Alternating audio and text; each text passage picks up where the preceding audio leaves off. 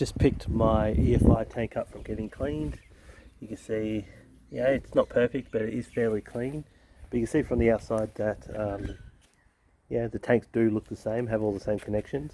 But obviously this one, see if I can get you in there. This one has no baffling. This one doesn't really have any baffling, whereas this one has, as you can see in there, has a little, but has a little swirl pot, so you can obviously see it's quite different. But from the outside, you'll never pick it. So that's why I grabbed it from the wreckers. But it was just simpler and easier to get this one cleaned.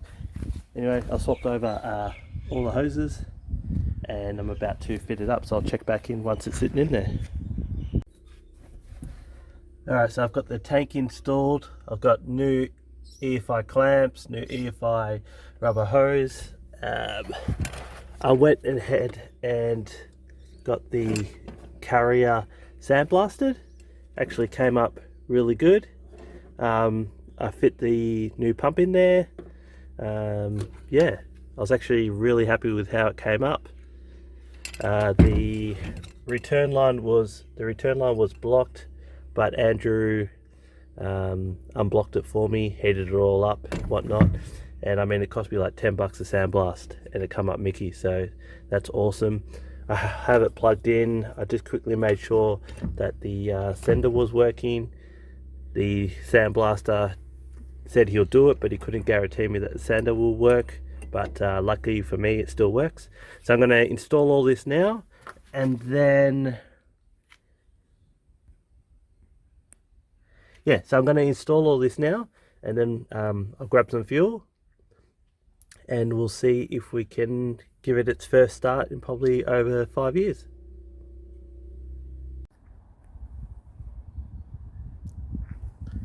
So it's been about a week since I've been able to work on this, but the last clip you saw was me fitting the pump. So I've just got this back seat back in. I've given it a quick sort of vacuum off camera, put some floor mats in, but due to it sitting in the wreckers for like 5 years, it's really dusty. So I do have to like wet vac and steam clean the whole interior stuff. But I just want to show you quickly that but yeah, the Jap back seat's in, and then I've just given it a quick tidy up. But yeah, the moment we've been waiting for, let's actually see if this beast, well, number one, if the fuel pump works, and number two, if this beast will fire up. So going on by what I just said, I've done a few things off camera. I put another pocket in off another car. Put just a cheapy head unit in, so I've got some radio. The ashtray was full of cigarette butts, so I've just sort of quickly cleaned that. Because it was sitting sort of in the country, these vents up here were like chalky and just broke in your hand, so I sourced another pair of those. Another quick look at the seats. They're definitely some form of Jap seat, unsure exactly what they are. Even the steering wheel's unique. Yeah, this car's pretty quirky. This is probably the best bit about it. This is probably what's made me want to keep this one over the MX-6 that I had, this bad boy here, especially being a later model gearbox and with LSD. And I don't know if they're all these model boxes are the same, but this definitely feels like super smooth. But I have heard that these boxes are very weak, so yeah, I'm gonna have to no second gear bangers and third gear bangers. But yeah, that's probably my favorite bit about this car. But yeah, let's actually see if it fires up and how it runs. Another thing quickly, I have put the door trimmer stuff back on. I had to fix a little door lock clip that broke. But yeah, alright, so because I'm doing this one-handed, but this is the moment of truth. Got the keys. Firstly, I'll show you that the sender unit works, so it should start coming up.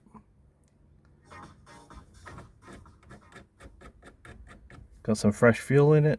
I think there should be about half a tank, depending what the sender wants to do. Now, one concerning thing straight up is I can't hear the fuel pump. But in saying that, when I got this car, I noticed this switch here. Now, my theory was when had the old pump in it, if I flicked it, it really drained the power. So my theory was that this is hooked up to the fuel pump. So let's figure that out right now with you guys. Yes, I don't know if you guys can hear that. Probably can't, but I can hear the fuel pump running. So I'm going to give it a moment to prime. Yep, definitely the fuel pump. I'm going to give it a moment to prime, and then we're going to see together if this beast runs, what it sounds like, and then I will start cleaning up all this interior. So all this interior is still all dusty and dirty from where I picked it up from. I didn't want to go too hard with it because I wasn't sure if the thing ran. So if it didn't run, then I was probably going to strip it all and sell it for parts. But I have good vibes that there should be no reason that this thing shouldn't run. But let's figure that out again together. Alright, so clutch in. It's a habit I've got, I always start a manual car with a clutch in, and like everyone that has a manual, you probably do this 20,000 times. It's just a habit. You'll sit at a set of lights and you'll be like clutch in, double check in, and then I don't know, you go through the car park, clutch in, double check in, pull up to a driveway, clutch in, double check. Yeah, I think a lot of people, you probably all be able to relate. So anyway, that's your manual, moment of truth. Tell me in the comments below, you reckon this thing's gonna fire, what it's gonna sound like.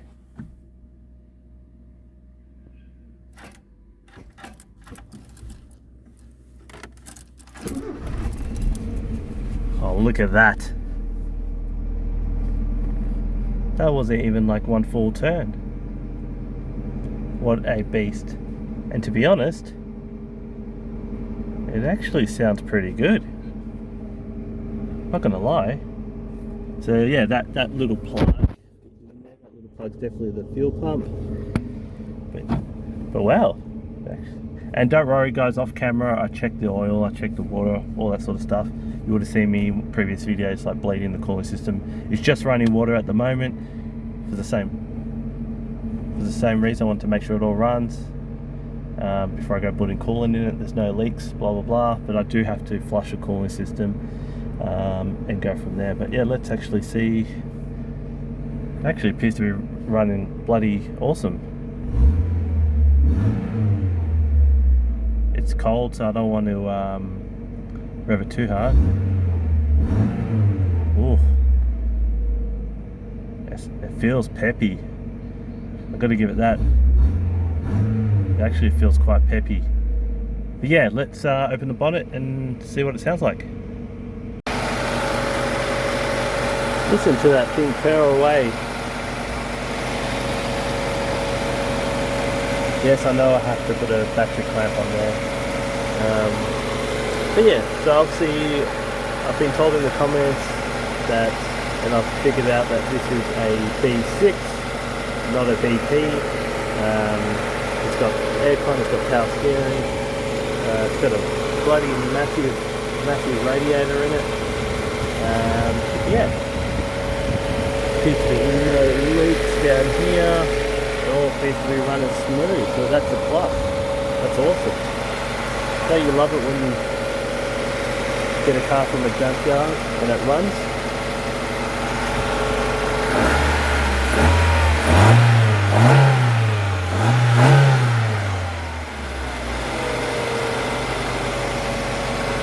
Actually, it sounds really healthy. So yeah, as I said in the video previously, that yeah, this is the first time I've got to work on this in a week. Unfortunately, we had to run to Sydney for Claire's grandfather's funeral. I'm going to just chuck some clips of like the plane and the boat and stuff that we went on just quickly for anyone that's interested at the end of this clip. So yeah, now we know we've got a running motor. We can get stuck into the rest of it. So the body, cleaning up the interior, and yeah, having some fun with this bad girl. Anyway, Appreciate you tuning in. Thanks for watching, and I'll see you at the next one.